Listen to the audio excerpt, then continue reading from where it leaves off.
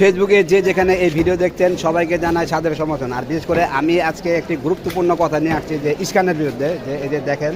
আচ্ছা ভাইয়া, আমি একটা বিষয়টা আপনি জানতে চাই যে আমরা এখানে 400 বছর ধরে আমাদের এখানে মিরঞ্জল্লায় হিন্দুরা আছেন, আমরা এখানে একসাথে বসবাস করতেছি, কখনো ঝগড়া বিপদ হয়নি।